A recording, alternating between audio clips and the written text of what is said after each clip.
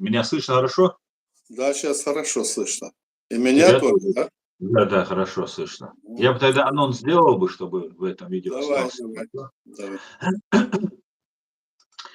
Так, сегодня у нас время 19 часов 22 минуты по центральноевропейскому времени, 21 час 22 минуты по городу Джохару, 11 января 2025 года, 98-й стрим на платформе открытого диалога информационно-аналитического центра Президиума правительства Чеченской Республики Ичкерия. Напоминаю, единственная легитимная власть чеченского народа и государства. Сегодняшний наш стрим на русском языке, как обычно, по субботам.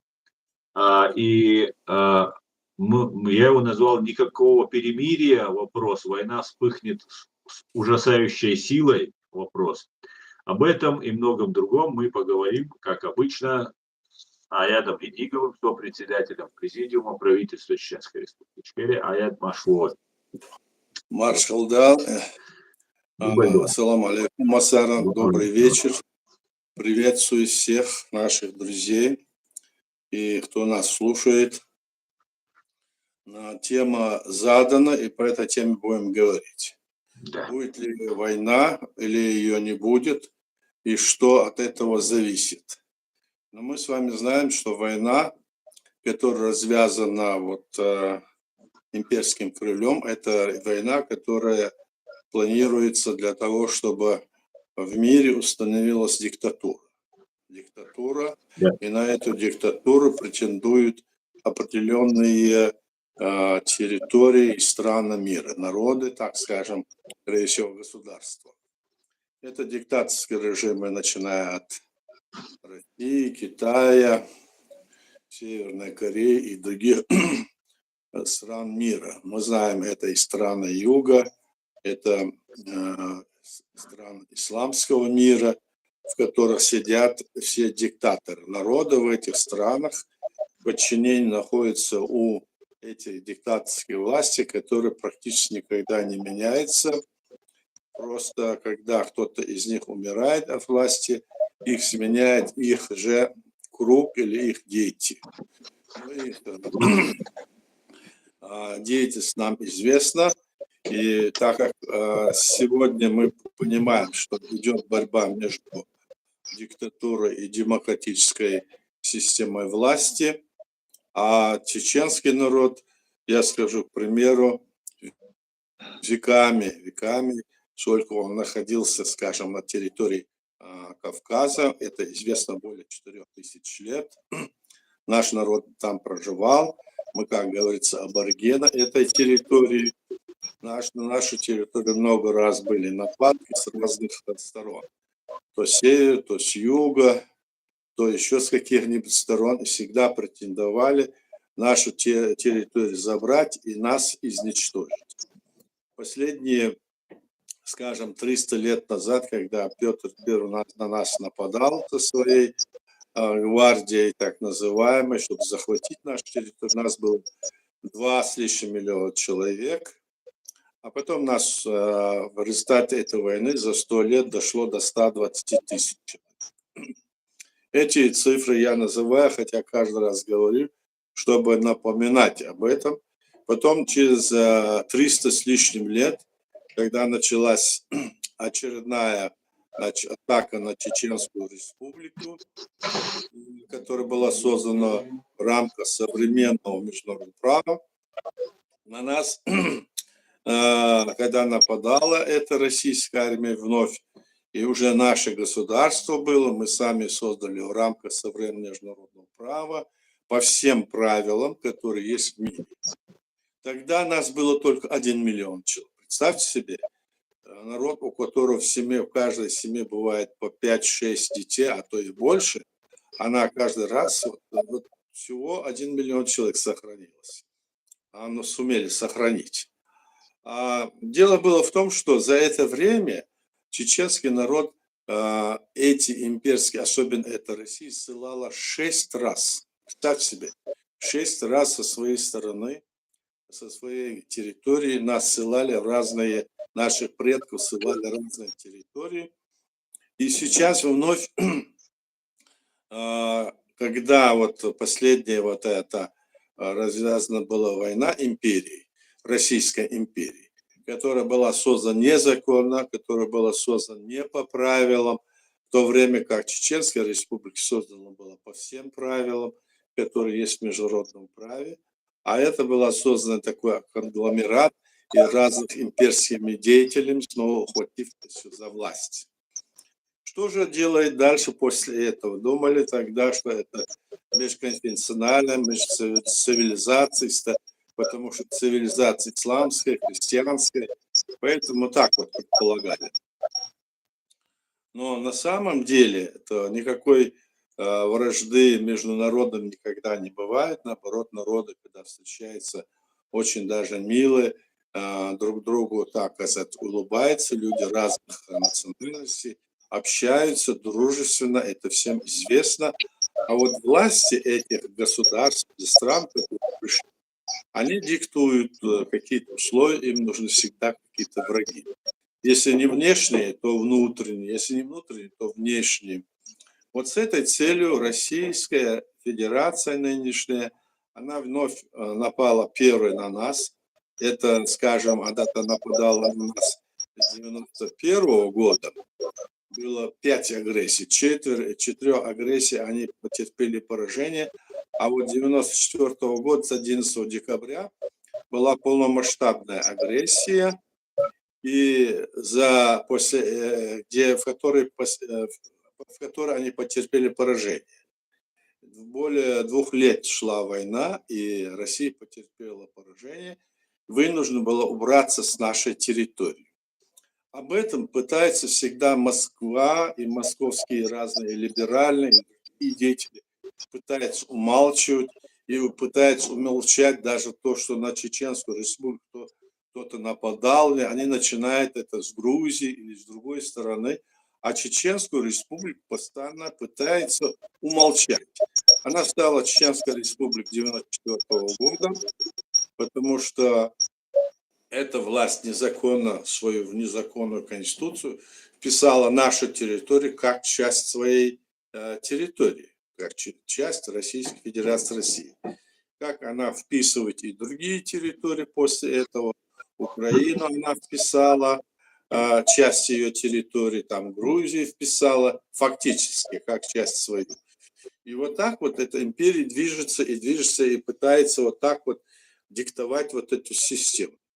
Наша задача заключается в том, нашего народа, нашего сопротивления, в том, чтобы мы могли сделать все для того, чтобы восстановить, освободить нашу территорию и восстановить на ней избранную нашим народом современными правилами избранную власть, восстановить эту же власть.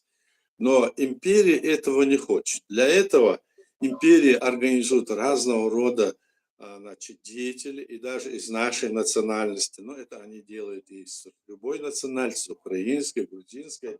Но в частности наши, они организуют разных деятелей, которые называют себя властью нашего народа, и они здесь на Западе вот крутятся.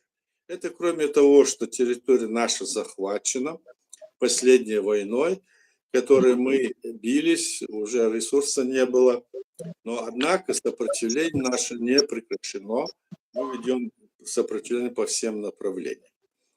Теперь мы должны делать все для того, чтобы решить этот вопрос на Западе, находясь здесь. И те люди, которые понимают, в Москве хорошо понимают, что борьба должна идти на международном уровне, и здесь мы должны говорить о нашей позиции, и почему мы считаем, что наша территория захвачена. Это есть основания. Документы, мы много раз и здесь говорили, есть основания для этого. И мы сейчас говорим, что все те люди, которые здесь на Западе, кроме людей, которые имеют полномочия от нашего народа, от нашего государства, Чеченской республики Ичкерия, они являются самозванцами. Этими самозванцами являются люди, которые находятся в разных европейских частях, там, Азии или где-то. Они из себя изображают. В первую очередь, это команда так называемых лондонская команда и все, которые вокруг нее крутятся. Они то религиозники, то они, значит, демократы, то снова религиозники. Об этом мы много говорили, но каждый раз напоминать это стоит, потому что эти люди пытаются выставить себя властью чеченского народа. Их никто никогда не избирал, они являются самозванцами, и подтверждение этому есть все документы. Значит, что дольше сказать можно о том, что происходит в мире? Вот в этой ситуации все же борьба как-то идет на информационном этом поле сегодня, и новый президент Соединенных Штатов Америки и его власть может как-то повлиять на эту ситуацию. Сможем ли мы своими действиями, и как мы должны, какую позицию мы должны занять в случае, если так или иначе будет вот позиция Америки? Наша позиция четкая и ясная. Она ясна с тем, что то международное право, которое было принято после Второй мировой войны, и главным участием в этом были западные страны и Соединенные Штаты Америки, в котором было сказано, что основой для дальнейшего бытия и сотрудничества стран мира является, значит, свобода личности, всеобщая декларация прав человека и, значит, на этой основе принимаемое современное международное право. Вот этого принципа, от этого мы не должны отходить. Я думаю, что руководство Соединенных Штатов Америки тоже от этого не отойдет, но идут разные вот эти вот, ну как сказать, это сомнения, будет ли это или не будет. Не знаем, что будет, но по крайней мере, я думаю, логика это вещь очень нужная и понятная для всех.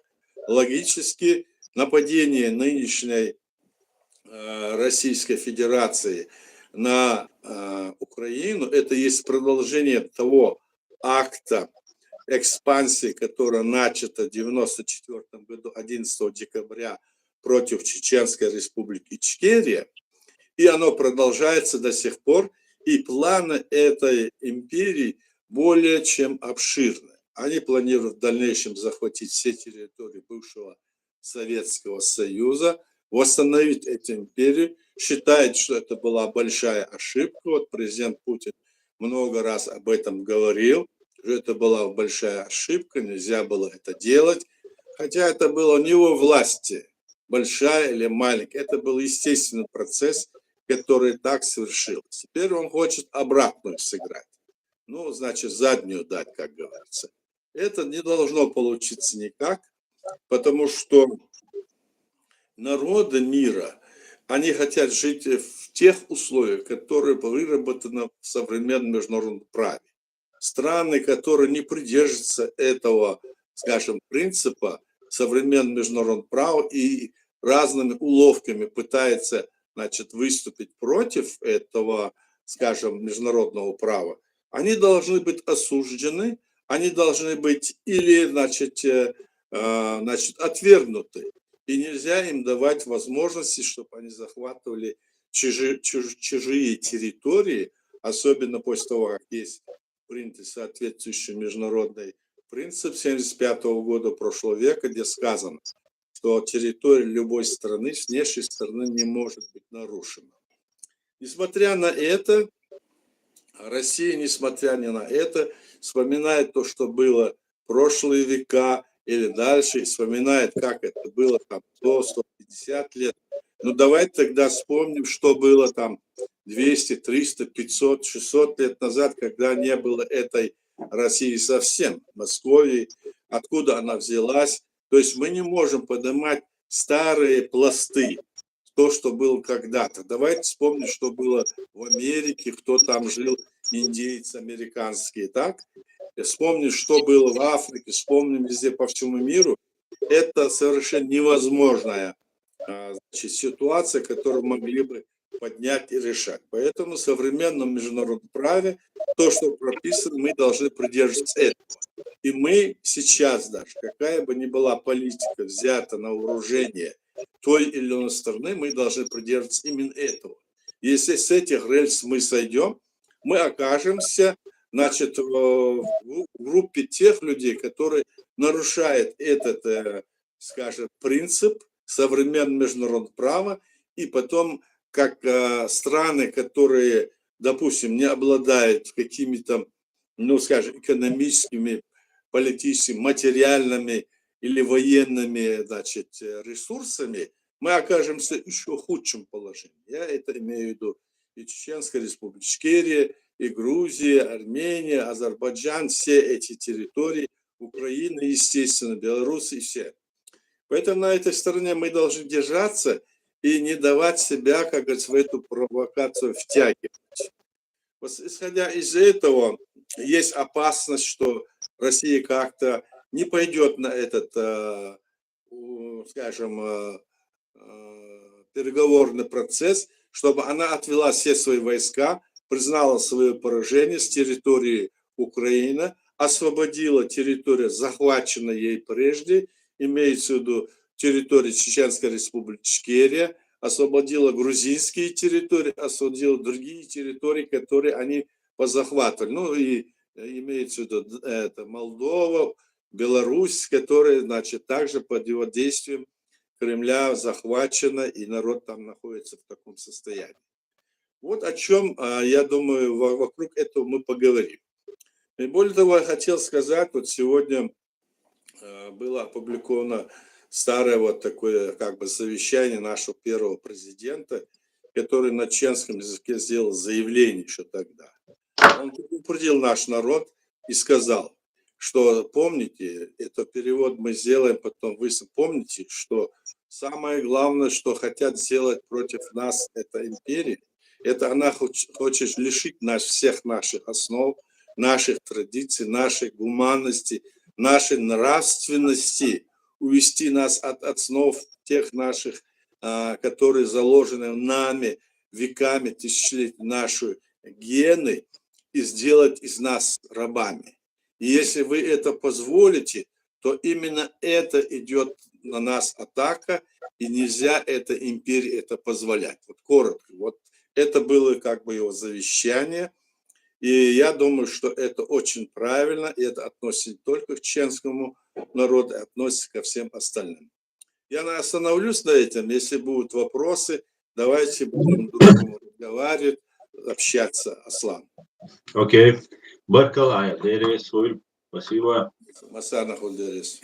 Так, от Эда Мамедова. Эд, витаю тебя, дорогой, салам, брат. Вопрос к Аяду. Сейчас выходит много документальных фильмов про войну и нападения и оккупирование Чеченской республики Ичкерия. Ваше мнение, почему сейчас и к чему это? И потом я дополнительно от себя еще на эту тему задал бы вопрос. Я не понял вопрос. Сейчас что, много фильмов, да? Сейчас много документальных фильмов выходит про войну и нападение и оккупирование Ичкерии. Ваше мнение, почему сейчас и к чему это?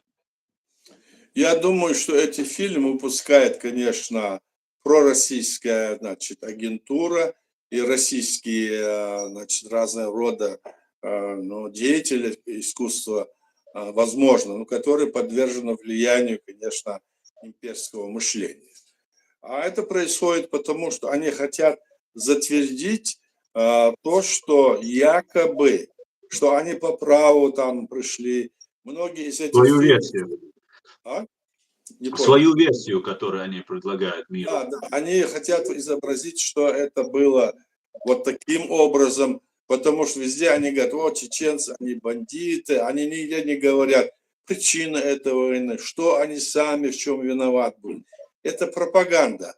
А мы знаем, что такое пропаганда. Пропаганда – это все свое, даже самое худшее, значит, или гнусное, значит, поведение, и восхвалять, а все то, что противника унижать и искажать. Вот это есть, называется пропаганда.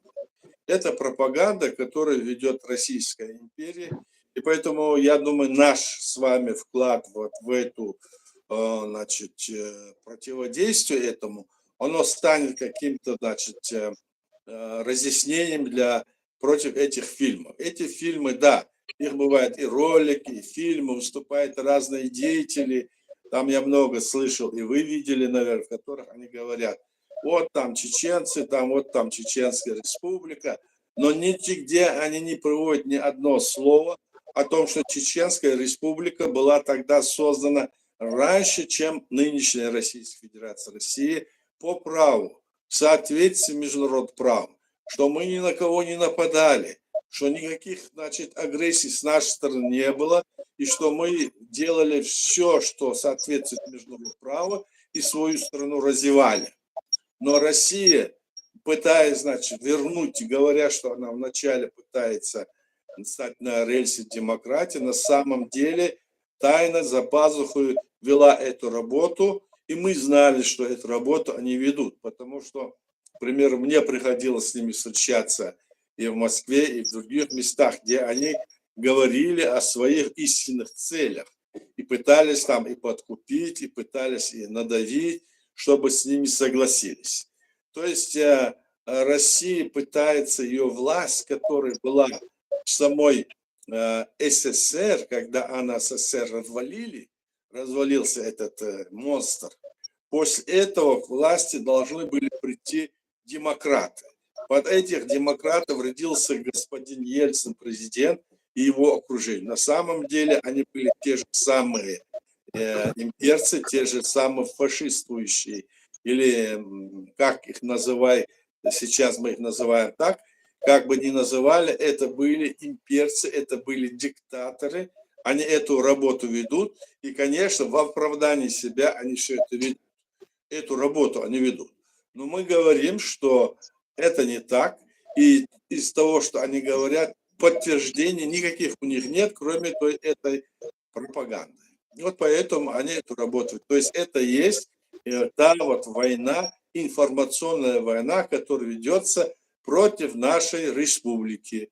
Вот что я скажу. Когда они говорят, допустим, вот команда там, которую я говорю, лондонская, Закаевская, там и другие деятели, которые вокруг них крутятся, они всегда говорят какие-то непонятные вещи. То они религиозники, то они демократы, то они хотят там такое-то государство, хотят весь Кавказ собрать, то это. Это все фикция. Поэтому таким образом они выставляют этих людей, как будто это наши, как будто это люди нашего народа, люди от власти. Нет, они не от нашей власти. И все те, которые отходят от нашей основы, от декларации, которая принята нашим народом, от нашей конституции, которая, значит, четко и ясно написана, что это суверенное и независимое демократическое правовое государство. У всех, кто от этого хоть как-то отходит, они всегда, вы можете понимать, что эти люди отщепенцы, и они в той или в той мере или подвластны, или подвержены какому-то давлению или заблуждению.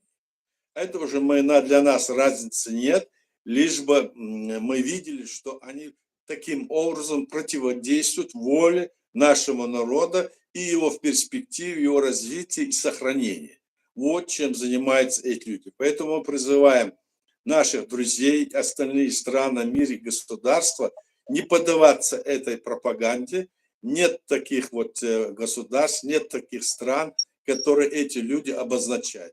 Единственным представителем этой власти, пусть в усеченной форме, есть власть Президиума правительства Республики Ичкерия, куда входят люди, которые были избраны нашим народом на очередных выборах в 1997 году. Это депутаты парламента, это члены судебной власти, это люди, которые были назначены последним президентом, это люди, избранные народом, органом местного самоуправления.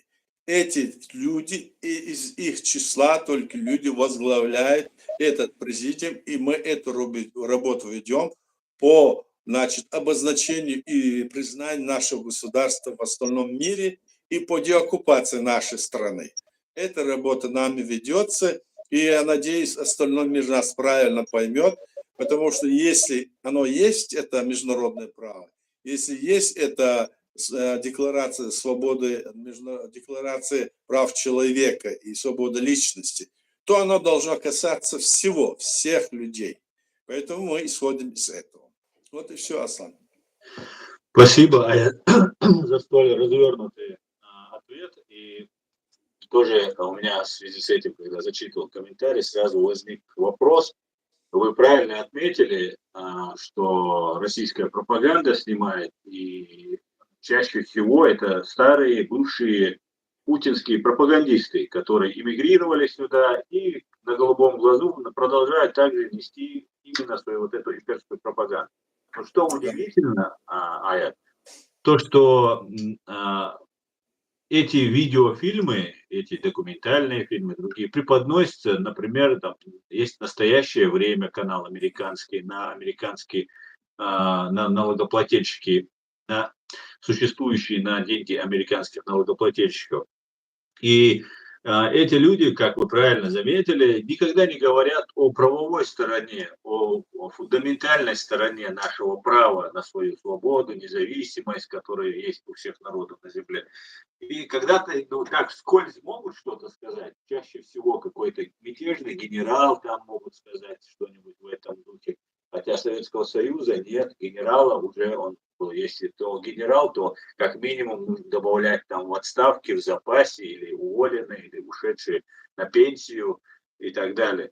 Но хотят представить, как будто советский генерал поднял мятеж, там Советский Союз существует, все нормально, а тут он такой, тут сбрело ему в голову, не имея никаких юридических оснований, он тут без воли народа, вот так и так далее.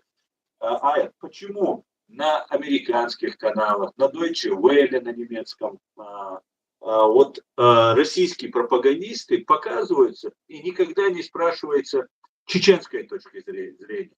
И даже когда она спрашивается, эта чеченская точка зрения, то появляются какие-то сомнительные персонажи чаще, которые, ну, ничем от россиян особо не отличаются. Спасибо. Но это потому, что пропаганда, которая, значит, распространяется Москвой на эти страны, и в Германии, и Франции, и в других странах, да, она сегодня более, значит, влиятельна, чем ту, которую мы ведем. У нас нет таких, собственно говоря, ресурсов, хотя мы пытаемся сейчас и раньше все это делали. Вот мне приходилось, я вам скажу, во всех международных организациях, ООН, Совете Европы, ПАСЕ и в Америке, везде с этими вопросами выступать и говорить я бывал. Но это были разовые. А представьте себе, как идет работа у Кремля. У них везде, во всех странах расположены вот эти посольства. Их агентура работает в разных там консульствах. И это же вся агентура.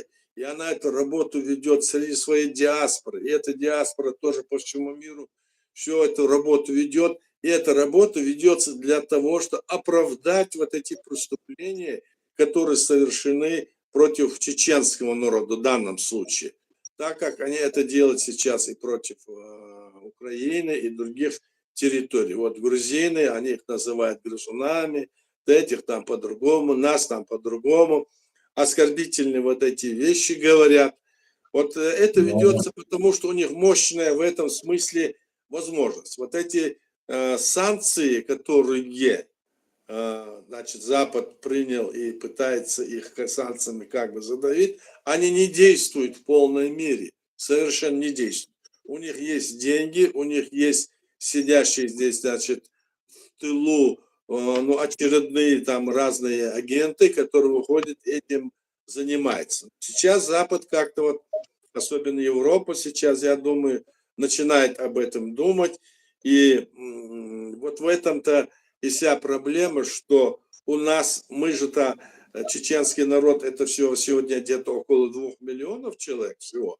Вообще-то, а раньше за это время тоже было это мало. То есть мощность экономические, информационные у них более это, ну так сказать, мощнее, сильнее.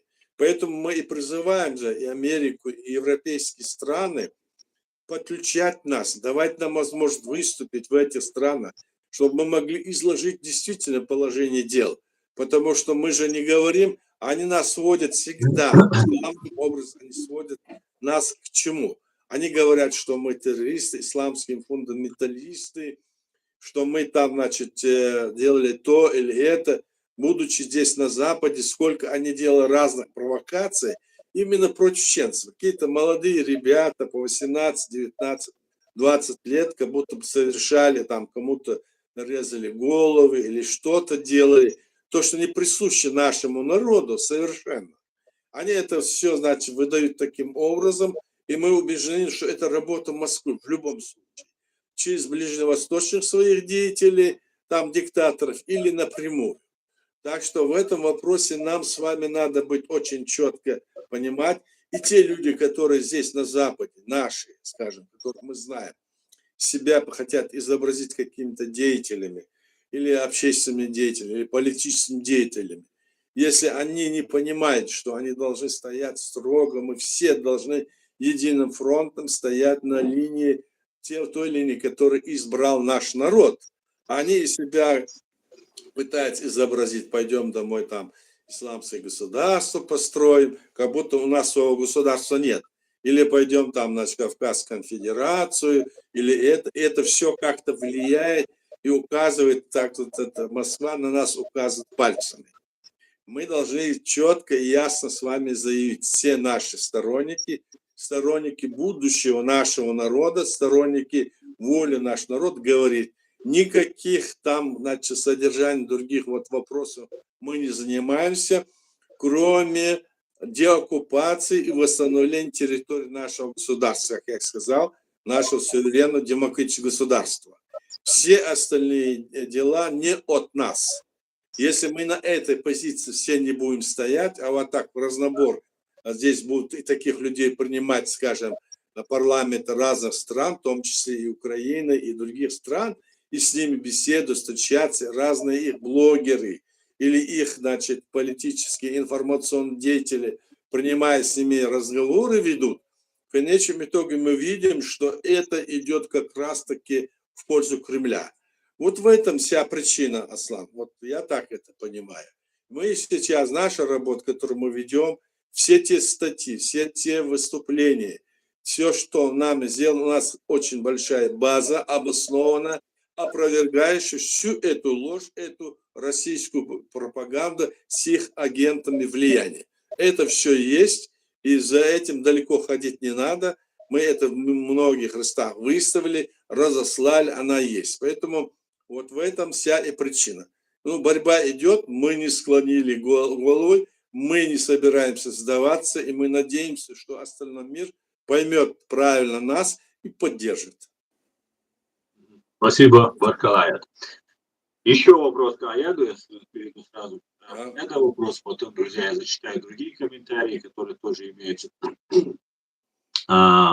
Просто продолжение темы. Еще вопрос к Аяду. Я много видел репортажей, фотографий вас с президентом Джохаром Дудаевым. И ни разу не видел Закаева с Дудаевым, хотя сторонники Закаевщины много говорят на эту тему, но нет ни одного факта от них. Аят, можете рассказать об этом? Почему так? Но я хочу сказать, что здесь этой личности нету, но вопрос в том, что еще с тех пор Закаев-то, он там был в 94 году, он пришел к нам. До этого не было. И вот эта вся, так сказать, театральное сообщество советское тогда, да, с ними было тяжело, и он был, как бы, значит, так как пришел, он был поставлен на должность министра культуры, и когда началась война, он как бы включился, ну и там потом он сразу включился и действовал. Он не был близок к государству, к руководству, он в этих делах от них был только в культурном вот таком отношении, а во время войны, сами представляете, какая может быть культура, кроме той, что на фронтах и в этой ситуации бомбы и все это летело, так? А потом он на переговорный процесс в 95 году попал, и там себя вел очень недостойно, и даже там пытался, значит, подписать с ними, даже они подписывали, но не прошел такой протокол о том, что мы являемся как бы частью России. Почему говорить? потому что я никогда не старался там рядом где-то какие-то там авторитеты и это занимать или приближаться. Я работал в парламенте, как вы знаете, я был председатель парламента, потом председатель парламента. И мне очень часто, очень часто встречались и виделись, обсуждали все вопросы войны и мира с президентом. Здесь нет никакого вопроса. Президент был наш Жохар Дудай, это был лидер чеченского народа, он был первое лицо, он был всеобще признанным человеком, так? И поэтому власть, которую он обладал, исполнительная власть, как президент, она еще подкреплялась тем, что он был общепризнанный лидер. Он становился общепризнанным лидером даже Северного Кавказа, так скажем. Поэтому в этом плане здесь мы вели работу в направлении по линии парламента, по правительству, имеется в виду кабинета министров, и президент возглавляя кабинет министров. И нам приходилось быть часто вместе, но мы обычно старались быть в разных местах. Почему? Потому что когда вместе находишься, это принцип был неправильный. Помните вот эти руководство Польши полетели на самолете, президент вокруг себя все, и все они были. Поэтому мы такого принципа придерживались, и там светиться в этом отношении не хотели. Вот что я могу сказать, но работа нами велась и во время войны, и до войны. Вот всегда эта работа велась. Наш парламент первую войну, которая называется так, первая, постоянно при необходимости собирался, работал, принимал решения, принимал законы, принимал постановления соответствующие. Хотя некоторые говорят, что они отменили это, что это. Нет, это никто отменить не мог. То есть мы хорошо помним, что было и как было, и сейчас мы никому не позволим, чтобы эти люди вот такие вот вещи здесь выдавали, из себя изображали, что они, значит, основатель нашего государства, или что, или другое, значит, они садятся, не стесняются, эти вещи говорят. Ну а что им говорить еще, кроме этого? Никто им не задает вопрос, а кто? Можете показать свою основу, покажите ваши полномочия. У них этих полномочий нет. Поэтому, ну, вот такая ситуация. И здесь на Западе они ведут, и им потворствуют именно российские спецслужбы. Получается так. И то, что до сих пор вот этой пропаганда, которая ведет, как-то она еще засела в головах этих западных стран и общественности. Наша задача это опровергнуть, что это было не так, что не было этого. Вот посмотрите, вот, что говорит президент, наш первый президент Жохар Дудаев. Посмотрите, что он говорит. Вот это и есть основа нашей государственности, это и есть та линия, которую мы должны следовать. А то, что в последующем там было, конечно, и первый, и второй, и третий президент такие вот по ходу дела могли совершать ошибки. Но это были, может быть, ошибки только такого уровня текущего порядка. А если это ошибки по, скажем, по стратегии, эти ошибки могут быть, значит, отметены однозначно, потому что в нашей Конституции сказано, все, что против основы нашего государства, не имеет юридической силы и не применяется судом и не обязывает наших граждан. Поэтому эта ситуация такая, что на Западе, что в России, то есть пока что еще действует вот эта вот пропаганда. Вот что я хочу сказать, Аслан. Спасибо, спасибо, Аят. Сгрей задает вопрос. Не считаете ли вы, что война в Украине, ее исход, есть определяющий для многих народов, в частности, Ичкерии? Да, мы считаем это, что война, которая сейчас идет в Украине, ее победа нужна не только самой Украине, эта победа нужна всем народам бывшего Советского Союза, всем странам. И поэтому мы считаем, что в этой ситуации все эти государства, и кавказские, и среднеазиатские, и Казахстан, и другие государства, которые есть, все должны принять участие и помочь Украине для того, чтобы изгнать этого противника, чтобы сломить ему хребет в этой военной и военной ее политике. Мы считаем, что это сегодня это вопрос, если там мы не остановим, оно пойдет и дальше. Поэтому, если сегодня, к примеру, России это удастся сделать, то значит, несомненно, война продолжится дальше. Они даже готовы пойти и на Запад, как мы знаем с вами. Поэтому вопрос заданный правильно, и мы считаем, и я тоже считаю так, именно так. Поэтому это ключевой момент, где нужно остановить этого взорвавшегося, скажем, агрессора. Спасибо. Спасибо, Аят. Аят, вот несколько недель, уже месяцев начали говорить, что вот сейчас Трамп придет, Трамп за 24 часа остановит войну, правда, никто не говорил как, и все понимали, что это в принципе при таком широкомасштабном конфликте это очень будет трудно сделать.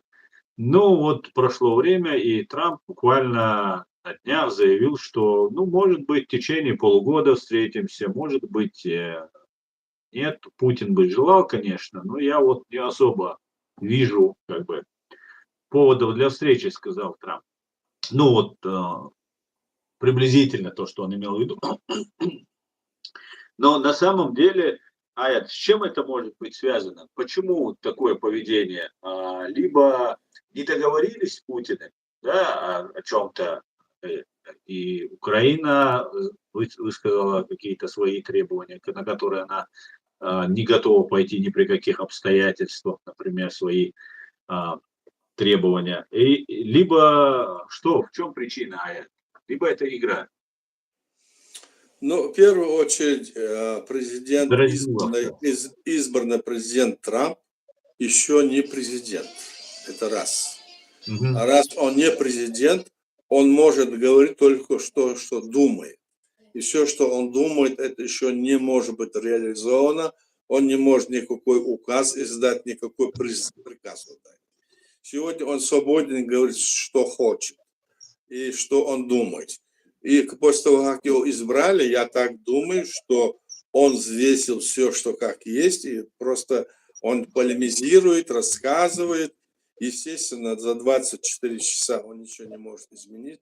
Тем более, что в Москве ждали, когда он придет, что он выступит на их стороне. Но президент Трамп вынужден будет выступать на стороне, во-первых, Америки, во-вторых, остального мира. Потому что это страна, на которой смотрит весь остальной мир, полюс именно находится там. И поэтому он думает, и не обязательно сегодня встречаться, сразу бежать и встречаться с этим президентом, скажем, Путиным. Пускай Путин сам побеспокоится и будет искать причины, чтобы встретиться с Трампом. Почему это президент Трамп должен бегать к нему, с ним встречаться или говорить, давай, мол, Володя, ты убери это, ты это сделай. Это надо создать такие условия, чтобы и такую ситуацию, чтобы он сам за скрипом раздался и просил бы встретиться, давай что-нибудь сделаем. Или чтобы надо сделать, то есть нужно подготовить ситуацию. Так просто это не бывает. Я думаю, в этом причина. И Трамп, я не думаю, что он думает, как бы сдавать позиции, которые были, ну, скажем, определены и решены на данной ситуации. Враг остановлен, империя остановлена, она на тех же почти позициях находится, которые были начаты им 22 года. Вот с тех пор, как было, немного они прошли, они давно за 3 дня хотели взять и Киев, все, они все там же топчутся. Ну, немножко они прошли, потому что какие-то там территории захватили, но в то же время Украина в Курской области там тоже ведет удары им в спину, и идет вот эта ситуационная война, информационная война в мире сегодня в пользу Украины, и информационная война, я надеюсь, будет в пользу, и даже реальная война будет на стороне победы Украины. а значит и на стороне нашей с вами. Я так думаю. Поэтому сейчас говорить что-то предварительно мы можем фантазировать или придумывать, а там посмотрим, что будет. Но мне кажется, что Трамп так просто, вот как говорят там многие, что он пойдет, сдаст это, на такое не может пойти, потому что если он пойдет, он положит конец своей карьере, своего президентства. Потому что страна Америка не такая простая. Они могут там поднять вопрос об импичменте, о чем угодно. Я даже об этом говорить не хочу. Не хочу. И мне кажется, сейчас как-то вот я слушал разных комментаторов, как-то он чувствует, вот видите, прошел суд, Трампа судили вот дня два назад, так? И где его обвинили, но собственно говоря, не приняли решение о том, чтобы его посадить, да? И дальше вот эти моменты, они, значит, он чувствует, что было и прежде у него. И эти направления, которые ошибку он совершал, он не будет совершать, несомненно, мне так кажется. А что будет, это известно, никому не известно, как эта ситуация повернется, потому что многое зависит и от, скажем, России, от Путина, который угрожает там атомными вооружениями, какими-то своими новыми там забрасываемыми ракетами, и говорит, я то сделаю, это сделаю. Что получится, посмотрим. Но, по крайней мере, экономически и политически вот эту ситуацию развернуть таким образом, что Кремль виноват. Здесь все шансы и рычаги есть у Запада, есть и у Соединенных Штатов Америки. Мы это видим. И это справедливо. Главное, что это справедливое направление решения вопроса. Сохранение, значит, жизни людей, свободы личности, свободы и равенства народов – это справедливое направление решения вопроса, и поэтому оно должно как бы свершиться. Вот так я думаю. Спасибо, Аят. Друзья, я вам напоминаю, с нами в эфире, у нас сегодня программа 897 стоит на платформе открытого диалога. Единственная легитимная власть чеченского народа в лице президиума правительства Чеченской Республики Ичкерия и Аят Эдигов, ближайший соратник Джохара Дудаева, является сопредседателем этого президиума. У вас есть возможность задать вопросы, я их зачитаю в YouTube, на YouTube-канале Реалити и на канале в TikTok Асан Асцуев. Аят, вот русские пропагандисты все больше и больше, и разные эксперты начинают все больше и больше говорить о том, что Запад готовит какую-то им провокацию внутри. Они говорят, что будет Майдан, якобы, например, там, ну не буду я его фамилию называть, но один известный там российский деятель, путинский ближайший человек, говорит, что там они на март уже, Запад, у них уже все планы знают Запада, что у них на март подготовлен Майдан, там недовольство, видимо, деньги заканчиваются и готовятся к этому, что люди начнут выходить потихоньку. Также они говорят, что о исламском факторе, там говорят о узбеках, в частности, таджиках, узбеках, дагестанцах, чеченцах. Вот эти 4 национальности они поднимают, что готовятся какие-то террористические угрозы, там еще чего-то, как-то и так далее. Как вы считаете, и на этом фоне происходят разные события, например, там есть там одни русские нацисты встречаются там с чеченоговорящими коллаборантами, россиянами, офицерами, там они братаются и так далее, что, в принципе, раньше невозможно было заметить.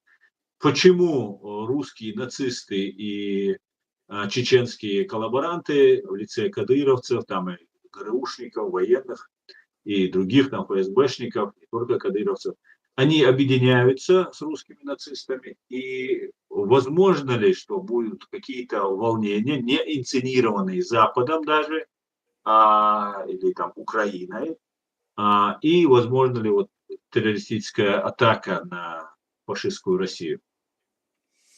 Ты имеешь в виду на территории Российской Федерации, да? Да, на территории Российской Федерации, временно оккупированной Чеченской Республики Ичкерия. Вполне реально это могут они организовать. Вы помните, когда 2000 года они начали изрывать дома Да, то в Дагестане, то в Москве, Буйнакске, Москве, Буйнаксе, везде Волгодонске. кругом, потом это Рязани, и потом они сами себя там, значит, выдали, как-то попались они, и они убивали с русских людей, самих русское население, для того, чтобы их направить, их острие гнева направить против чеченского народа. Хотя в то же время чеченский народ это не делал. Да, чеченские отряды, после того, как вот так вот они были со всех сторон сверху, сыпались бомбы, ракеты, представить себе можно, это был терроризм, возведенный ранг государственной политики. Мгм. И тогда наши отряды пошли и в Москву, ну, в Буденновск остановились, пошли и в Первомайское. Там, значит, они пытались уже на внешнем, как говорится, за пределами Чечни влиять на эту имперскую, значит, Кремль, чтобы таким образом приостановить вот эти военные значит, действия против нашего народа, которых просто они убивали. Просто Мгм. они убивали наших людей, и чтобы, значит, заключить мир для того, чтобы вот всему миру было ясно, что происходит.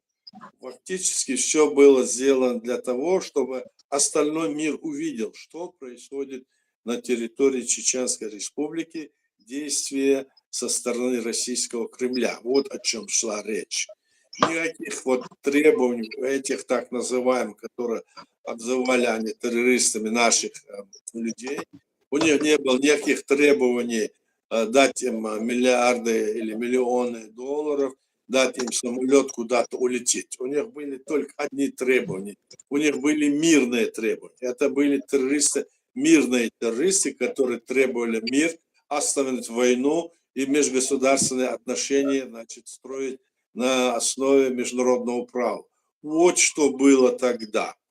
Поэтому именно при этих даже условиях тогда нам не удалось, так сказать, в этом направлении убедить Кремль, и они все это развернули, как будто бы наш народ и наши власти, и наши люди являются бандитами, террористами. В то время как бандитами и террористами являлся именно Кремль, который организовывал нападение на суверенное государство, которое было создано по праву. И это, конечно, сегодня должны это знать, и, наверное, знают это все народы, которые сегодня находятся в составе этой Российской Федерации России, которые они втянули туда незаконно. Они Мгм. должны понимать, что, какой это путь и что это такое, что делать надо. Когда мы этим занимались, мы этого не все знали, но зато мы это делали и сделали правильно все. И, конечно, именно вот эти провокации, именно вот эти взрывы, и они будут сейчас пытаться столкнуть на конфессиональной основе, как будто бы это цивилизационная война между цивилизациями, там христианская, мусульманская, они это будут делать. Нет Да. сомнения, они будут эту провокацию делать и в Украине. Они сейчас вот там готовят разные свои ходы, они другими способами. Это будут делать. Несомненно, на это надо обратить особое внимание. И сегодня, пока у них нет никаких, так сказать, может быть, условий для этого, но когда вот настанет момент X, они это будут делать и будут обвинять. Не случайно же там то таджиков, то узбеков, то теперь чеченцев, казахов, они разными делами. Вот видите, они чеченцев и азербайджанцев как бы строить пытались. Да. Как будто бы чеченцы и азербайджанцы начали на чеченцев винить это. Хотя в то же время даже это Кадыров здесь был совершенно ни при чем. Он был при чем здесь только тем, что он является служакой Москвы, Кремля. А вот эти люди, которые этим занимались, эти ракеты посылали, били по самолету, естественно, были российские военные, которые более 100 тысяч находятся в самой Чечении, там они их держат. Поэтому вот это вот столкновение, когда бывает, они хотят вот эти противоречия значит, столкнуть нас. И эти причины, много причин, они могут любой придумать. Так что это возможно, и на это надо особо, значит, обратить внимание сейчас. И не поддаваться никакой пропаганде. Вот мне так это видится. Спасибо, Аят. Аят, мне этот вопрос, который задает Серега из России, у него 123.ru стоит, видимо, с России человек. Этот вопрос мне задают очень часто. Аят. Я на него даже видео делал там, с доказательствами, с фактами и так далее. И мне нравится им это рассказывать. И я говорю о школе Беслана, который вот сейчас задает вопрос человек. И тогда погибло 334 ребенка, и я сравнил это как 226-я школа, уничтоженная Путиным, потому что именно потерявшие детей, родственников, заложники и родственники заложников, они вышли в майке, и был суд, решение Европейского суда по правам человека, где Россия и Путин признаны виновными в убийстве и гибели этих людей, как вы знаете. И матери вышли с надписью «Путин – палач Беслана». Я это всегда говорил как правозащитник и рядовой гражданин Чеченской Республики, отвечал как мог. И вы, как официальный представитель чеченской власти, как бы вы ответили на вопрос Сереги, который просит прокомментировать захват школы в Беслане бойцами кавказского сопротивления? Ну, как я прокомментирую, да? Хорошо, значит, тогда надо сказать вот что захват школы был организован российской спецслужбами. Да. Туда были втянуты люди не нашей национальности даже, не нашей национальности. В этой школе побывал тогда, значит, этот президент Ингушетии Ауш. Он побывал там и сказал, что в этой школе нет ни одного чеченца. Это его слова. Но там были люди, которые похожи на чеченцев, или другие, которые сидели в тюрьмах. Они, когда, значит, сказал, что Масхадов дал согласие прийти в эту школу и готов прийти туда, и был уже вопрос решен, он готов был поехать, они ему запретили приехать туда. Так?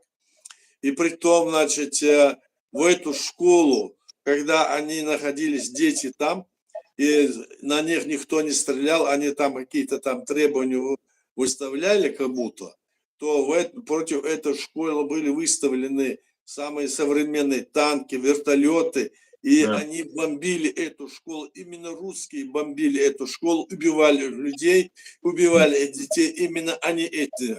Путин сидел там, спрятался, не вылазил нигде. А когда Масхадов захотел, ему отказали. Когда другие захотели, им отказали. А вот Аушев был там, об этом говорил, как сейчас помню. Так? И также было и в других вот этих, когда вот Норд-Ост был, там тоже были, там были люди, которые сидели в тюрьмах. Там наши люди узнали многих там девушек, женщин, которые были захвачены и пропавшие, которые сидели. Они их высадили туда, и туда пошли вот эти, которые, значит, принимали это решение. Это была снова операция именно КГБ. И организатор из них, один из них, который выдал эту всю, значит, внутреннюю ситуацию, они его убили. Тоже один был, это был один... Аят, извините, пожалуйста, Аят, извините, вы путаете с Норд-Остом, когда вот этот был... Нет, я не путаю, я как раз поэтому, я говорю, на Норд-Ост перешел, тот, кто там это организовывал, я сейчас не буду называть его фамилию и имя, так?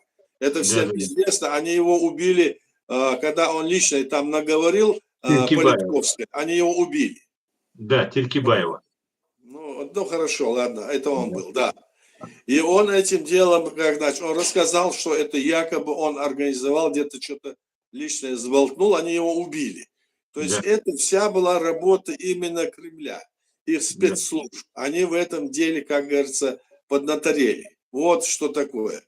И поэтому именно в школе, тем более в школе, наши люди никогда не станут ни убивать ни женщин, ни детей, никогда.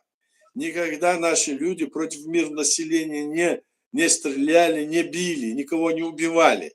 Наоборот, наши люди, когда мы брали в плен этих русских и приезжали их матеря, документально можно показать, эти матеря русские приезжали, им всем отдавали этих их сыновей, берите, чтобы они больше не приходили сюда. И эти документальные фильмы есть, мы можем это показать, если ему надо, он может это поискать сам. Потом приезжали к нам депутаты из Думы, в том числе и Жириновский, пытались из себя каких-то деятелей изобразить и просили этих пленных. Мы им тоже давали по несколько человек, и вот как будто бы они пошли, спасли кого-то. Мы это давали им для того, чтобы установить мир и нормальные отношения. Они не хотели это. И в Москве, Кремлю нужна была только война. Они начали эту войну тогда против нашей республики 11 декабря, полномасштабную, и ее продолжили дальше. Тогда они говорили, что эти исламские фундаменталисты, чеченцы, они такие фанатики, все такое. В нашем народе есть фанатики, меньшее количество, чем в любом народе, можно сказать. Я могу смело утверждать, фанатиков. Есть люди верующие, есть нормальные, порядочные люди, которые очень милосердны и очень доброжелательны. Поэтому эти вещи нам навешивать не надо. Кто бы это ни навешал. А если кто-то там сидит и говорит, эту вещь, объясните ему. Вот объяснение. Это все есть. Если ему есть желание, пусть поищет и посмотрит это все. Спасибо. Спасибо.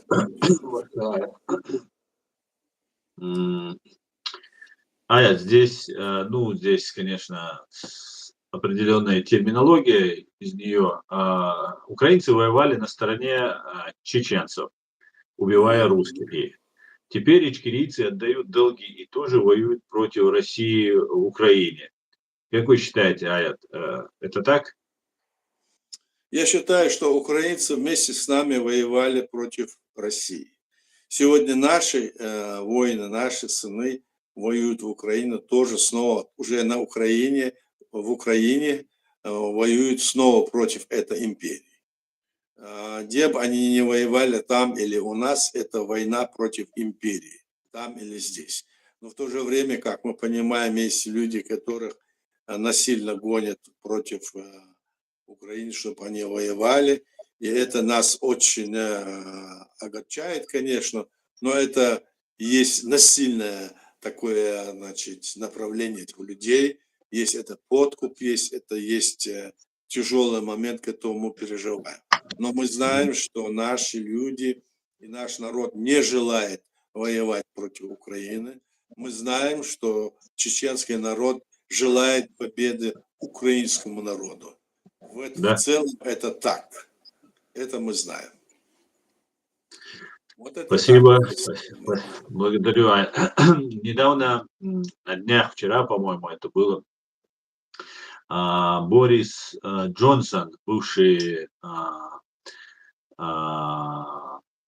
премьер-министр Великобритании. Великобритании давал интервью таллинскому эстонскому изданию, и там очень много интересных таких вещей он говорил. И он говорил о том, что Россия будет в любом случае поставлена в рамки международного права, и что более клинического идиота, приблизительно, причем были очень жесткие такие слова, чем Путин, он в своей жизни не встречал, что он всю Россию все просто профукал полностью.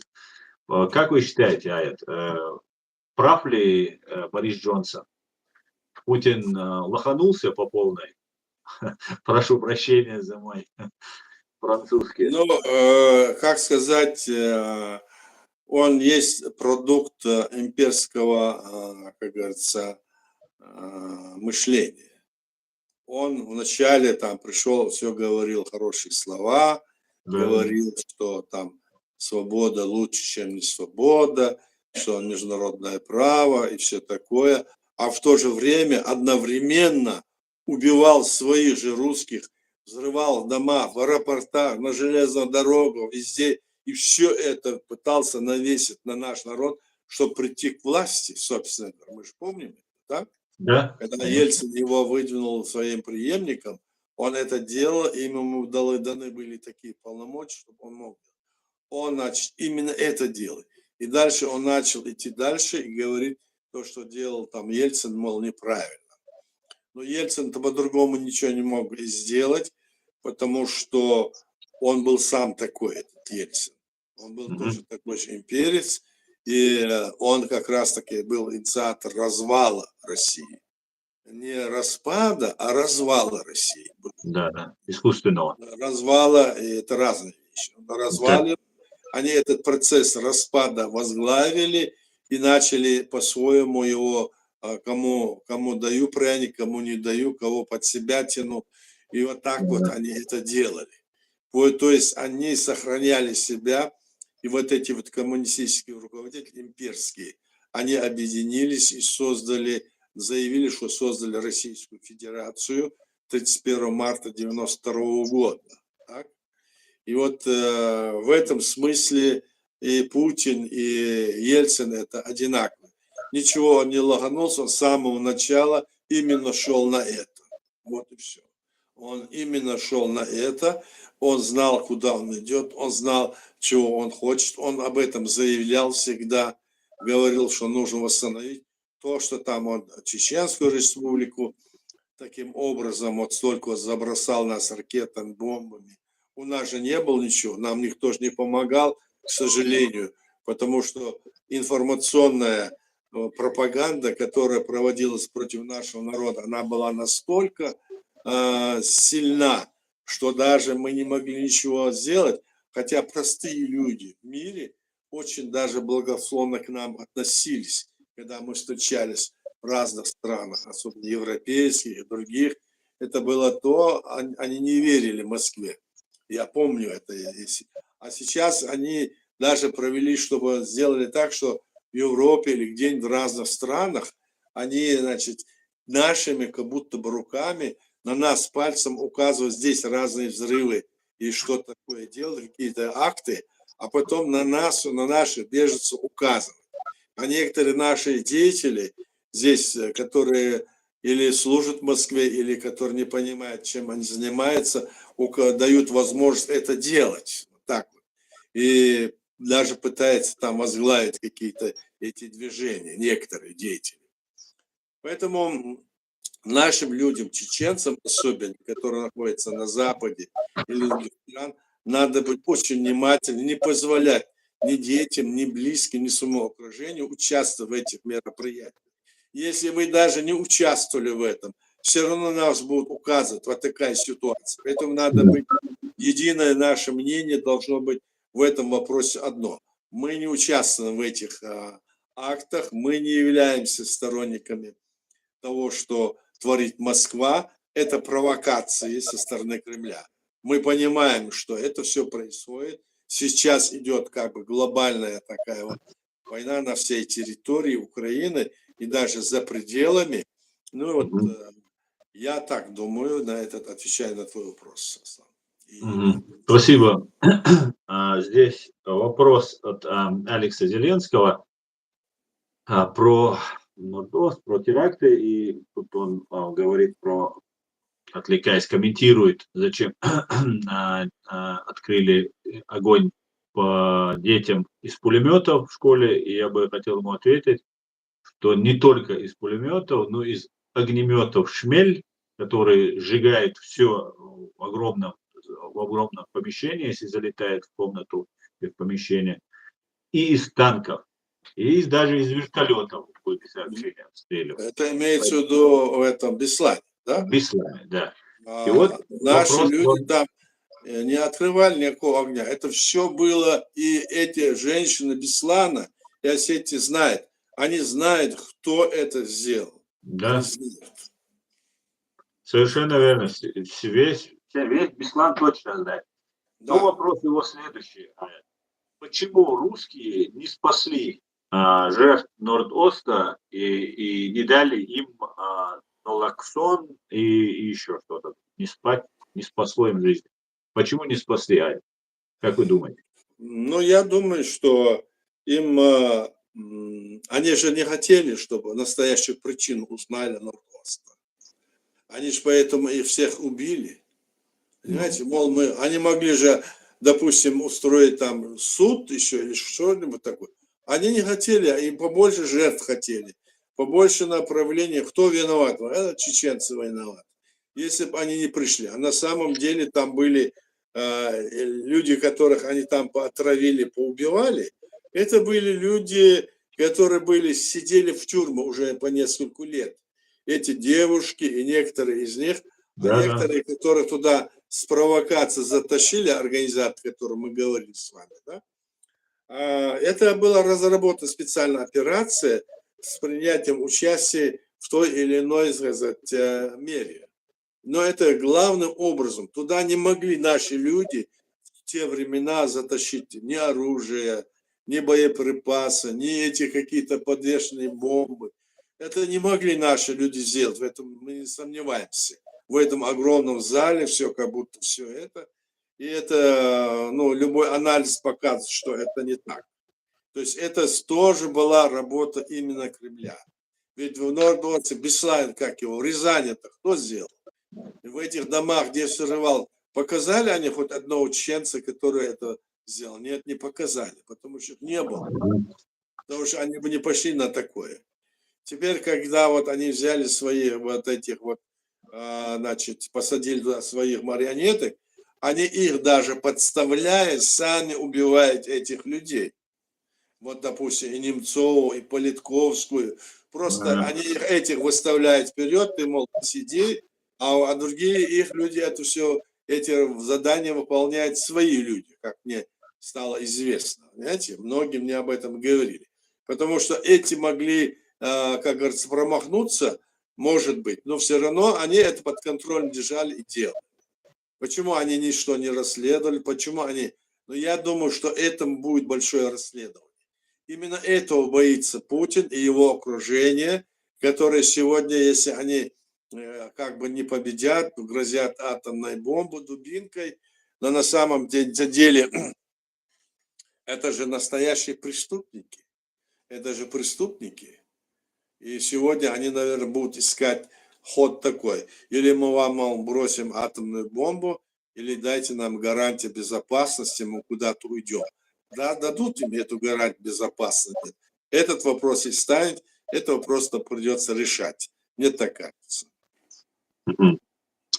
По поводу версии в Норд-Осте, может, вы слышали, потому что я слышал такую версию, в том числе, почему там пытались всех убить, как можно русские не спасали людей и так далее, что там, вероятно, оказался, почему был выбран именно этот объект, потому что те, кто зашли, вот эти захватчики, они фактически, кто-то был из тюрем, кто-то был в неведении, куда идет.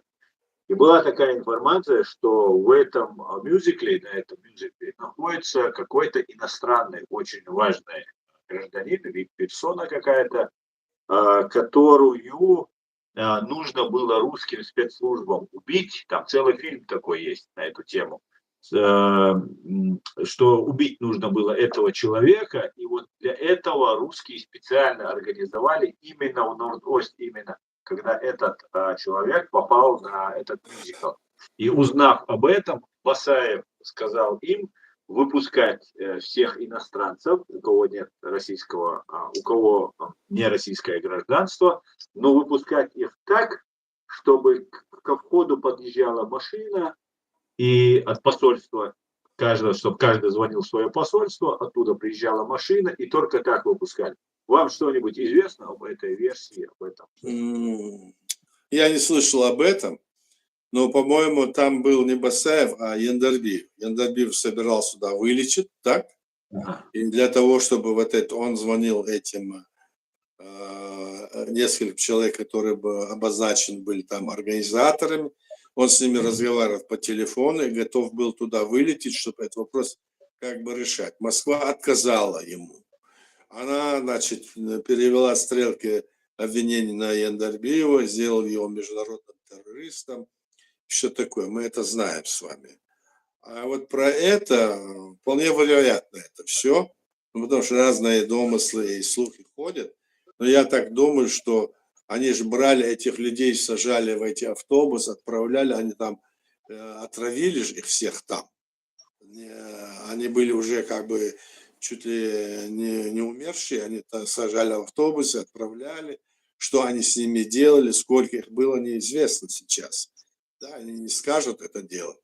Им надо было, чтобы это было какое-то грандиозное такое событие, что вот, мол, какие вот враг наш.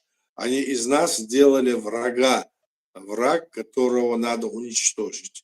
Вот поэтому они так вот рьяно вот били там, убивали нас, и вся Россия, как бы, значит, эти все, они еще под пьяным угаром, я имею в виду вот этого всего состояния и мнения пропаганды, они все это одобряли убийство нашего народа. Вот что это было. Так я не слышал про это. Спасибо, Баркалая.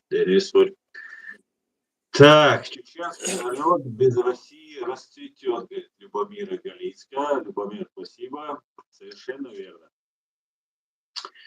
Так, сейчас я тут.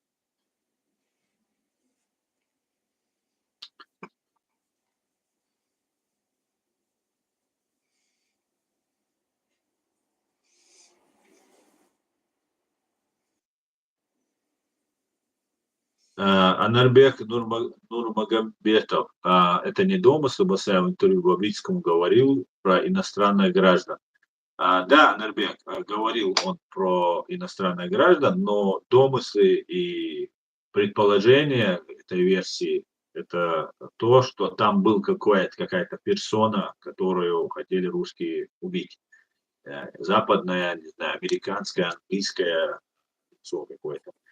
Об этом была речь. А то, что иностранных граждан выпускали, да, это не домыслы, об этом он, да, я рассказал, об этом говорил, как выяснилось, Ендербиев, Зелимхан Ендербиев, бывший президент, убитый русскими террористами, законный, избранный вместе с Дудаевым вице-президентом, вместе с Дудаевым, когда избирался президентом, законный президент, после гибели возглавлявший, встречавшийся с Ельциным, с разными другими бандитами, террористами в Кремле, был вероломно, подло, террористически, особо опасным, общественно опасным способом при подрыве автомобиля, где находился его несовершеннолетний ребенок, еще люди рядом находились там, и в центре города, возвращаясь в мечети, был убит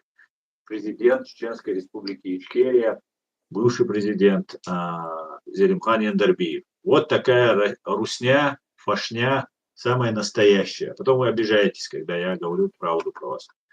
Или мы говорим про вас правду. Так, дальше. Так, куда делся этот комментарий? Его, по-моему, уже все, больше нет.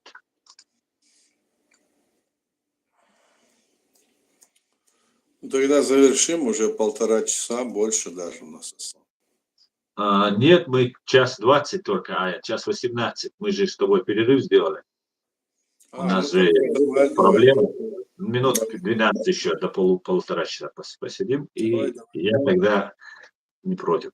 Валейк салам, Абдулмалик, Шавега Машвойль. Друзья, всех вас приветствую. Да, Резван, в Катаре убили Зелимхана Яндарбиева. Совершенно верно. Совершенно верно. Аят, мы затронули тему убийства Зелимхана Яндарбиева. Можете рассказать, что вам известно об этом и почему его все-таки отдали? Просто закаевское окружение, закаевские близкие люди рассказывали, публично писали, что жена Зелимхана Яндарбиева простила убийц, как по исламу это можно делать, в шариатское государство, что если ближайший родственник прощает убийцу, то с него снимает вся ответственность. И она, находившаяся в шоковом таком стрессовом состоянии, она испуганная из-за оставшихся своих детей, из-за раненого сына, которому оторвало ногу во время взрыва, сказала: "Да, можете отдать". Это правда? Как вы думаете? То Насчет есть, этого, то, что то, что они говорили, то, что они отдали, этот вопрос не касался полномочий его жены Яндарбиев Малики. Это не ее полномочия были. Это просто разговоры, которые ведут, что они что спрашивали, как его судить, или она судила их. Ее суд был бы совершенно другой. Поэтому то, что они наговаривают, там, вот жена сказала, это не то. Они взяли, убили Яндарбиев по нескольким причинам. Во-первых, потому что он хотел там в Норд-Осте спасти этих людей и прийти, они его не пустили. Во-вторых, что он в Москве, когда Ельцин там пытался его там посадить напротив, то есть в общей колее, он заставил Ельцина сесть напротив, мол, это было оскорбление для российского государства. Они все это накопили, и вот как бы они мстили ему, я так думаю. Знаете?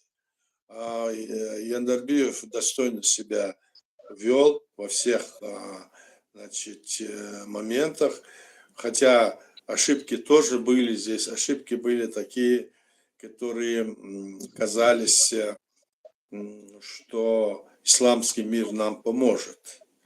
Но так уже в концу перед своей гибелью, за недели-две вперед, он мне звонил и говорил, что ситуация такая, что здесь у нас никакой помощи нет, и эти государства нам не пытаются помочь и не помогут.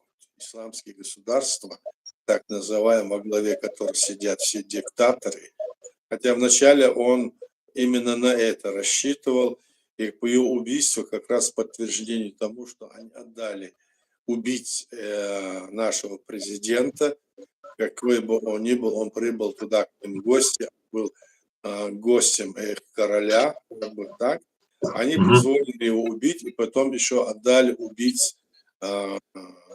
убийцам, и потом они получили еще, насколько я понимаю, это разговор был давно, Катар получил возможность, Москва способствовала тому, чтобы в этом Катаре состоялся чемпионат мира по футболу. Вот это все была работа именно при поддержке Путина, вот из-за этой вот такой вот политики, которую проводит Путин. То есть они уже себя чувствовали, что во всем мире они могут и там сделать, того купить, этих купить. Вот они кого убить. Вот этим они занимались. Это мы видим с вами. Поэтому то, что жена разрешила, это все разговоры. Я видел Малику, она приезжала, и мы встречались, и его сын, там, родственники, мы разговаривали. Ничего подобного не было. И не надо наговаривать того, что не надо никому. Если это так, то пусть они подтвердят это. Они занимаются, как обычно, разными домыслами, слухами или какими-то ненужными разговорами. Я так думаю. Об этом писала родственница Закаева, проживающая в Канаде, и в Фейсбуке она всем доказывала, что типа чуть ли России вины в этом нет, мы сами виноваты. Но, может быть, она и доказывала, но ничего доказать она не сможет, потому что это не так. Это не так. Там более глубокие, как говорится, причины лежали, которые были сказать, что вот если будете как он или как они, и вам будет вот такое. Они хотели тем, кто пожелает вот так поднять голос, как наш народ или как наши люди, что смотрите, не делать это. Вот это что было на самом деле. Почему они так сильно захотели и этих убить, забрать? Вот, что вот они все, они все могут. Вот это было. Вот это лежало там, а не то, что там говорила какая-то женщина. Я так думаю. Благодарю. Евгений Мороз задает вопрос. Как вы думаете, Русня причастна к пожару в Соединенных Штатах Америки, который произошел вчера, позавчера? Ну, я не могу сказать, но она бы с удовольствием там устроила много пожаров. Устроила, При может, возможности, да? да. Но Это это как точно. бы, значит, говорит, кому это выгодно. Если говорить по принципу, кому это выгодно, то она участвовала. Но здесь может быть и такое что-то, не касающееся им нужное случилось, может быть. Не могу сказать. Спасибо, Эд. Мухаммад спрашивает, какие аналогии можно привести с русско-чеченскими войнами с сегодняшней войной в Украине? Вы видите параллели и аналогии между войной в Ну, Украине? аналогия в том, что когда тогдашний Кремль на нас нападал, он нападал, не объявлял войну. Они взяли вначале незаконно свою незаконную конституцию, записали Чеченскую республику, Мгм. часть России. А затем мы уже в январе, через месяц, мы приняли решение переименовать нашу республику, Чеченская республика Ичкерия. Они, несмотря на это, считая уже нашу территорию как бы российской, назвали это контртеррористическая операция на территории России в Чечне. То есть как будто бы они проводили какую-то операцию по наведению порядка на территории России, которая является и Чечня. Вот как они. Как будто бы внутреннее дело России. На самом деле это никакого отношения мы не имели. Мы не являлись частью России. Мы не подписывали никакой с ними договор.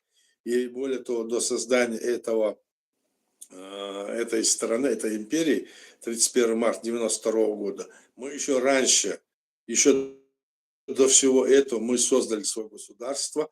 И даже в 1992 году, 12 марта, уже мы, значит, приняли свою конституцию суверенного, независимого, демократического правового государства. А 13 марта нашу страну признала и Грузия, президент Грузии, и Верховный Совет. Поэтому говорит о том, что параллели здесь можно еще дать. Сейчас они напали на Украину, называют это демилитаризация, денацификация. Да, как будто бы они идут туда не с войной, а мол, там наводят какой-то там порядок. По какому праву? Вот эта параллель, это однозначно. Это раз. А методы? Да. Вторая параллель это в том, что это империя, и она пытается, значит, захватить эти территории, именно опираясь на имперскую свою суть. Вот вторая параллель. Третья параллель то, что они как были там убийцами, настоящими убийцами мирных людей, как они уничтожали наши города, села. Вот поднимите все фотографии, посмотрите. Один к одному. И также они громят города Украины. Посмотрите, в любой город, где они бомбили, на что похоже? Почти одинаково все. Они убивают мирных людей, стреляют в дома, стреляют в общественные, там разные больницы, ну, где угодно, Да. школы.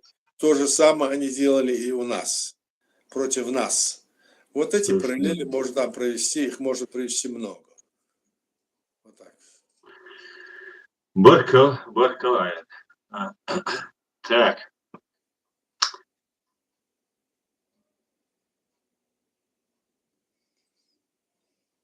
Друзья, пишите комментарии.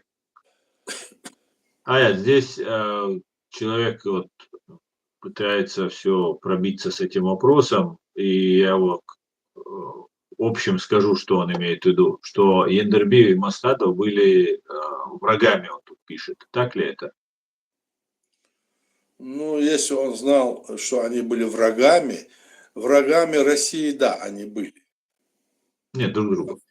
А врагами чего? А в другое дело, что они могли в том или ином вопросе заблуждаться или быть обмануты, или подвержены, не понимая, вот политического, у России было столько разных приемов, это же у них сотни лет они занимались этим делом, они подсовывали разные документы, разные варианты, но у нас были хорошие, как говорится, блокировки их в нашей Конституции, как я сказал, все, что против нашего государства, подписанные документы, не имеют юридической силы, если они против существования нашего государства. Поэтому, если некоторые документы, где-то какие-то документы есть, то это можно, конечно, кому надо расписать это, как будто они враги. Но в то же время я лично знал и знаю, что они отдали свои жизни за свободу нашего народа, и при том, конечно, как живые люди, они могли ошибаться, как всякий живой. И этого было. И говорить, что они врагами были, что они на стороне Москвы против нас боролись, что ли? Нет. Да, среди нас были люди, агенты, но они не были агенты. Вот эти люди не были агенты, а вокруг него были агенты. И сегодня они здесь на Западе крутятся, вот это агенты. И там они были тогда. Это да. Так что вот такой ответ. Мгм. Спасибо. Спасибо, Аят. И, Аят, я последний свой вопрос задал бы в этом стриме. Если Давай, вы захотите, мы продолжим. Но вопрос, давай. как вы считаете, в этом году война закончится, Аят? Я бы хотел, чтобы закончилось. Все мы узнаем после того, как уступит свою должность президент Трамп и какую он политику поведет. Но все предполагают, что в этом году, мол, закончится. Но я не думаю, что будет мир такой, который захочет Путин. Путин. Тот, который нужен Украине и нам, с этим Путин не согласится. А то, что захочет Путин, с ним не согласится и Украина, и мы тоже. Вот я так. А еще заканчивая, вот дополняя этот вопрос, 90, вы, наверное, лучше знаете, в 5 или в 4 году, это уже когда война уже началась против нас, России, уже она велась, Джохар сказал, что будет что будет бойня в Крыму, что под видом там славянизма попытаются русские объединить украинцев, пристегнуть точнее к себе, не Киев сделать столицей, а Москву оставить и пристегнуть к себе, ну, оккупировать, как они обычно это делают. И делали всю свою историю, и в отношении, в том числе, Украины. И несмотря вот на это, ситуация, ну, как бы не меняется. Я хотел сказать, сейчас вылетел вопрос из головы, а это я отвлекся на комментарии, как обычно. И давайте закончим наш стрим сегодняшний. Ну, ничего, мы можем поговорить, давай по этому вопросу, давай поговорим. Что бы там они ни говорили, давай. Почему? Ага. Я не потому, что они что-то тут сказали, я просто немножко отвлекся и вылетел из головы сам вопрос, который хотел я сформулировать. А, вот уже не знаю, на чем я тут остановился. Хорошо, я вот скажу тоже вот некоторые. Да.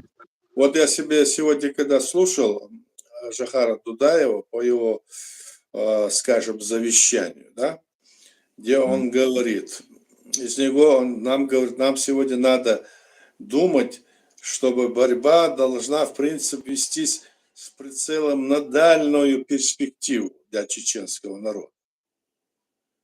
Сохранение нашего чеченского народа и его развитии на века. Когда на эту вот перспективу мы говорим, всякий тот, кто там какие-то имеет амбиции, или где-то я пойду стану там президентом, или там стану кем-то, или сделаю то-то, это говорит о том, что эти люди, они недальновидные. Мы должны думать о судьбе нашего народа. И вот здесь дальше вот я записал себя. Нужно отбросить все личное и амбиции на второй или 10-й план. Так? Значит, надо осудить всех, кто против этой нашей линии. Так? И третье, объяснить нужно вот эту ситуацию нашему народу, особенно молодежи, так? Чтобы не поддавались никому и никаким там, значит, агитаторам, под каким-то лозунгом они не подносили какие-то свои идеи, там, то ли религиозные, то ли антирелигиозные, то ли это.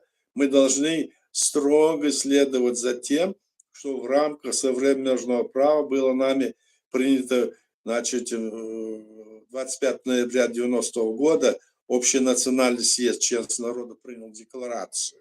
Это главный документ, так? А затем 27 октября 91 года нами была избрана власть. И потом был указ президента о государственном суверенитете 1 ноября, а 2 ноября парламент Чеченской Республики утвердил. Вот это направление, эта основа должна быть основа действия нашего народа, нашей молодежи в будущем. Мы должны думать, как здесь вот сказано, должны думать о том, что наша борьба, она должна быть нацелена на дальнюю перспективу, сохранение нашего чеченского народа и его развития на века. Не какие-то там на 20 лет, 15 лет, сейчас, может быть, там. Мы не должны с этой линии сходить. Эта линия, эта цепочка, которая так создана в рамках международного права, она должна развиваться, она должна расширяться, и наш народ должен жить и сосуществовать с другими народами, которые есть и в ближнем зарубежье, и в дальнем зарубежье, мирно и благополучно. Вот на это должны мы ориентироваться. И наша вся молодежь на это должна ориентироваться. Не слушайте вот этих пропагандистов, которые здесь на Западе, где там садятся по разные там с какими-то там этими блогерами, рассказывают какие-то там разговоры, ведут то, все это. Нет никакой основы этих людей. Это просто их фантазии, или они по большей части работают, значит, агентом влияния нашего врага. У нас есть своя основа, есть свое решение. Вот на это мы должны все ориентироваться. Чеченцы, я имею в виду граждане Чеченской Республики, какой бы они национальности не были. Я, конечно, имею в виду это и все те народы, которые сегодня борются против этой человеконенавистнической империи. Они не любят и свой народ даже. Они готовы об них вытирать тряпку, ноги, вы знаете. Они говорят, там бабы нарожают, это, давай вперед, гони их, все. То есть им будет только самим сидеть у власти и самим управлять этим. Поэтому они должны или признать свои ошибки, уйти в сторону, или они должны уйти в небытие. Надо сделать так вот. И я надеюсь, что и в России найдутся люди, и народ, который в конце концов поймет, если мы будем объяснять настоящие причины этих войн, этого убийства, вот этого нищенского состояния, скажем, даже в самой России. Посмотрите, какое там нищенство, какие там мелкие, значит, зарплаты, как они живут, в каких местах они живут, ничего не могут сделать. А это богатейшие запасы, природные запасы, другие. Огромная территория, и ничего, несколько городах что-то там поставили, а в других городах ничего почти нету, в селах ничего нету. Народ находится в забитом состоянии. И мы видим даже в европейской части, посмотрите, в Курске показывают, как они там живут. А вот пройдите какие-то там 50-100 километров в Украину, посмотрите, какие у них были села, какие у них были города, как у них там это были дома какие. Посмотрите, какая разница. И это все зависит от этой, именно этой власти, которая есть сегодня в России. От ее политики это все. Вот я думаю, что это надо знать. Призываю к этому. Спасибо, спасибо, Аят.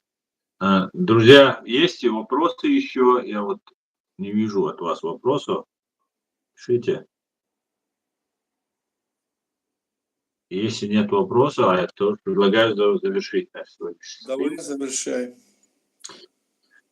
Спасибо всем, кто смотрел, поддерживал. Спасибо, кто принимал участие, задавал вопросы. Друзья, заходите, принимайте участие. У Аяда Идигова, у нашего президиума в том числе есть свои страницы, есть группы специальные в Facebook, есть страница в Telegram, есть YouTube-канал, который вы на моем канале тоже сможете найти, подписаться на официальный канал президиума правительства.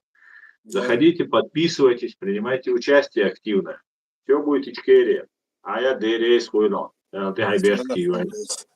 Спасибо. До свидания. Всего хорошего. До свидания.